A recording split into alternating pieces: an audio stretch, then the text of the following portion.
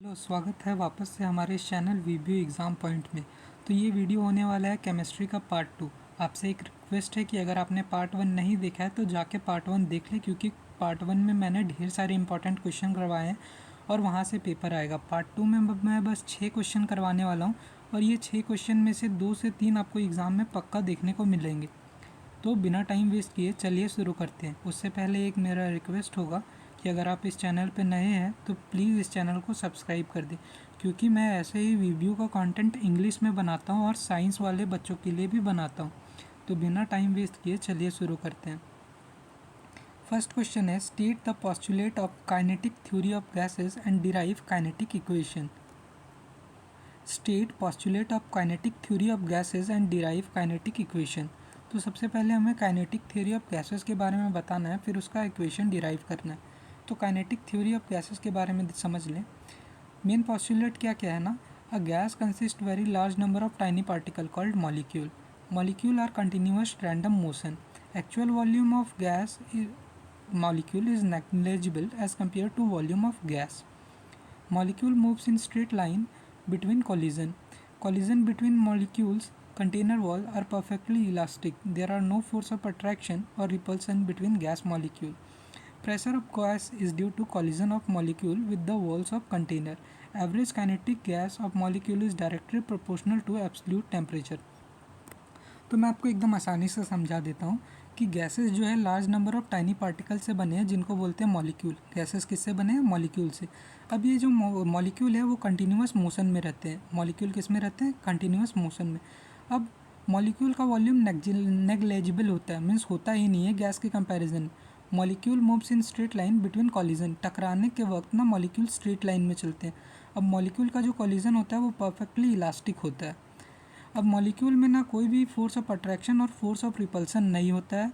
Gas का जो pressure होता है वो इसी कारण होता है क्योंकि जब मॉलिक्यूल वॉल्स से टकराते हैं तो। अब average kinetic energy of gas molecule is directly proportional to absolute temperature. Means जो काइनेटिक एनर्जी होगा गैस मॉलिक्यूल का वो डायरेक्टली डिपेंड करता है टेम्परेचर पे। वो किस पे डिपेंड करता है? टेम्परेचर पे। तो ये सारे इंपॉर्टेंट पॉइंट है और इनमें एक मार्कर क्वेश्चन बहुत सारा बन सकता है। अब हमें डिराइव करना है काइनेटिक गैस इक्वेशन। तो मैं डायरेक्ट फार्मूला लिख दे रहा हूँ काइनेटिक गैस इक्वेशन का, आप आसानी से डिराइव कर लीजिएगा। तो काइनेटिक गैस इक्वेशन का फार्मूला होता है,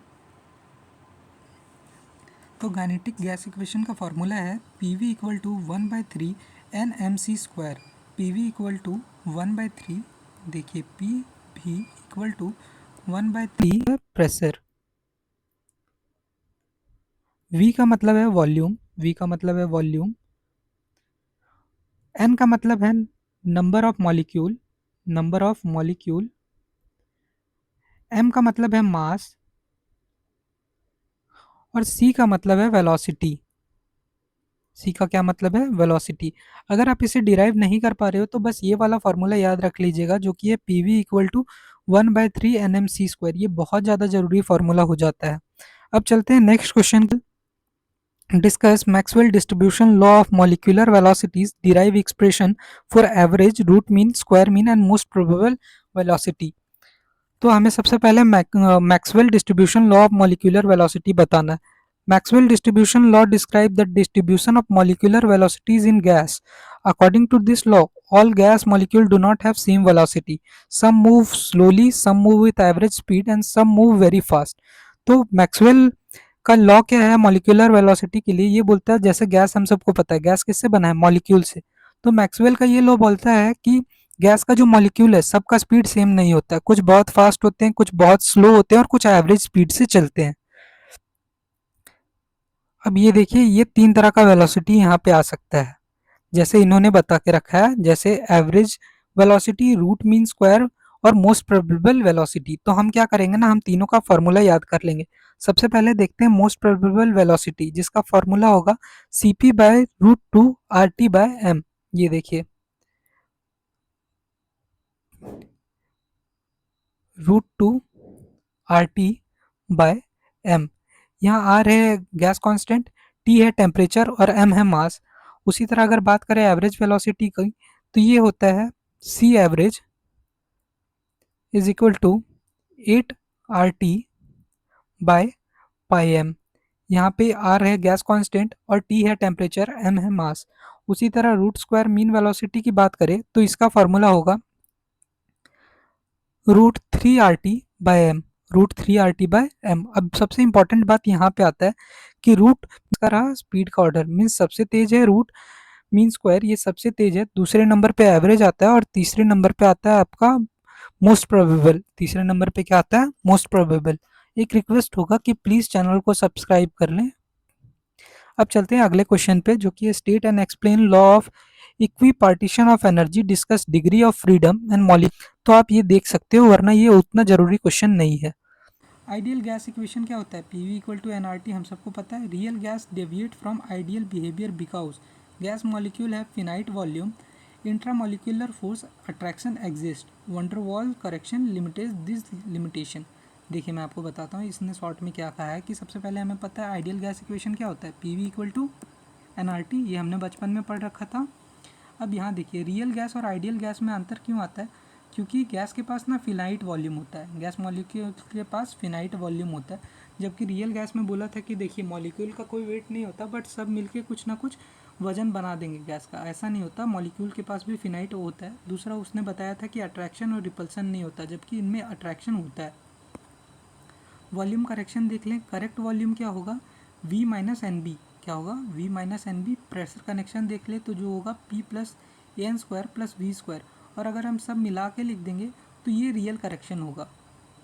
मैं बेसिक बोलूँ, आपको ये फार्मूला याद करना होगा। मुझे समझ में आ रहा है कि ये थोड़ा हार्ड हो जा रहा है इस बार का, पता नहीं सिलेबस इतना डिफ़िकल्ट क्यों है।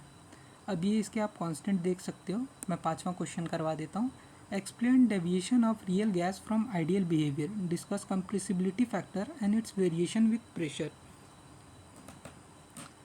अब देखिए आपको रियल गैस और आइडियल गैस के बिहेवियर में अंतर बताना है। Ideal gas follows gas law perfectly, real gas deviate from ideal gas due to. अब जैसे मैंने बताया था कि आइडियल गैस जो है, ये वाला equation P V equal to N R T, ये कम्प्लीटली फॉलो करता है, जबकि रियल गैस इससे डेविएट होता है। अब डेविएट होने का कारण भी मैंने पहले ही बताया था कि इसके पास फिनाइट मॉलिक्यूलर वॉल्यूम है, दूसरा इसमें इंटरमॉलिक्यूलर फोर्स भी प्रेजेंस होता है। अब हाई टेम्परेचर में volume become significant, at low temperature attractive force become important. Compressibility factor की बात करें तो it is represented by Z. अब Z equal to P V by N R T, Z equal to P V by N R T. अब देखिए Z equal to P V by N R T, ये equation है। अगर ये equation काट के Z means ये जो है वन आ गया या वन से ज़्यादा आ गया, तो ये क्या बताता है कि अट्रैक्टिव फोर्स डोमिनेट करता है, और ये अगर वन से कम आया तो बताता है रिपल्सिव फोर्स डोमिनेट करता है। अगर वन के आसपास है तो लो प्रेशर है, और वन से ज़्यादा आ गया तो मॉडरेट प्रेशर है, और वन से कम रह गया तो हाई प्रेशर है। अब कंप्रेसिबिलिटी फैक्टर जो बताता है वो रियल गैस कितना आइडियल बिहेवियर से डेविएट है, मीन्स रियल गैस और आइडियल गैस के बीच में कितना दूरी है।